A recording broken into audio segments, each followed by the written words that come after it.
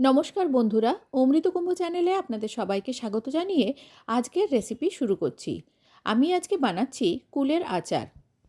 কুলের আচার বানানোর জন্য পাকা টক কুল ব্যবহার করব। বাজার থেকে 500 গ্রাম টক কুল কিনে এনেছি। এই কুল ভালো করে ধুয়ে জল ঝরিয়ে জল শুকনো করে একটা থালায় তেল মাখিয়ে রোদে দিয়ে দিচ্ছি। রোদে শুকিয়ে নেওয়ার পর কুলগুলো এরকম হয়েছে। নিয়ে নিচ্ছি একটা পাত্রে কিছুটা পাঁচফোড়ন, কয়েকটা শুকনো লঙ্কা এভাবে ছিঁড়ে নিয়েছি, আর কড়াইতে সর্ষের তেল গরম বসিয়ে দিয়েছি। এখানে আমি 2 চামচ সর্ষের তেল ব্যবহার করছি। কুলের গায়ে মাখানোর জন্য আর আচার বানানোর জন্য সর্ষের তেল ব্যবহার করছি।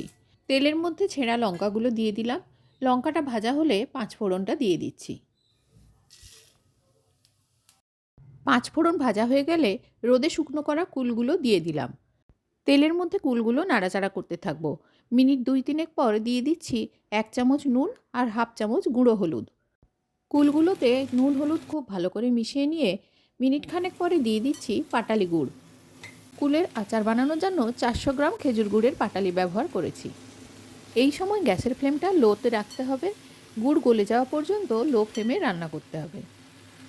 ক্রমাগত নাড়াচাড়া করলে গুড়টা আস্তে আস্তে গলে পাতলা হয়ে যাবে। মিনিট 2-3 নাড়ার পরে দেখাচ্ছি গুড় পুরোপুরি গলে গেছে। গুড়ের মধ্যে কুলগুলোকে ফোটাতে থাকবো। যত সময় যাবে আরও গুড়টা পাতলা হতে থাকবে, আর এই গুড়ের মধ্যে কুলগুলো ফোটাবো। আচারে ব্যবহারের জন্য একটা মশলা তৈরি করে নিয়েছি। আচারের মশলা বানানোর জন্য গোটা জিরে, গোটা ধনে, গোটা মৌরি আর গোটা গোলমরিচ নিয়েছি।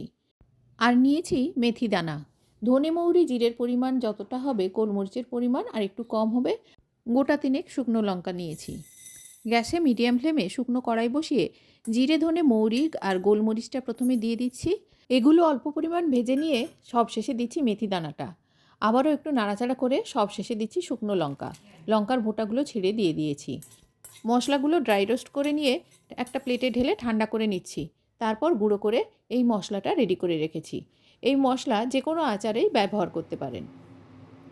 গুড়ের মধ্যে কুলগুলো 6-7 মিনিট ফুটিয়ে নেওয়ার পরে মশলাটা দিয়ে দিলাম। যে মশলাটা বানিয়েছিলাম সেখান থেকে আমি 3 চামচ মশলা ব্যবহার করেছি। এবারে মশলা মিশিয়ে গুড়ের মধ্যে কুলগুলোকে নাড়াচাড়া করতে হবে যতক্ষণ না গুড়টা শুকনো হয়ে যায়। আচারের এই লাল রং আস্তে আস্তে পরিবর্তন হতে হতে কেমন কালচে হয়ে যাচ্ছে সেটা লক্ষ্য করুন। যখন আচারের রং এরকম কালচে হয়ে যাবে আর গুড়টা একেবারে শুকিয়ে যাবে, তখন গ্যাসের ফ্লেমটা অফ করে আচার একেবারে ঠান্ডা হতে দিতে হবে। ঠান্ডা হয়ে যাওয়ার পরে কোনো কাচের বয়ামে ভরে ফ্রিজে রেখে অনেক দিন পর্যন্ত সংরক্ষণ করা যায়। আজ এই পর্যন্ত। দেখা হবে পরবর্তী কোনো ভিডিওতে। সবাই ভালো থাকবেন। ধন্যবাদ।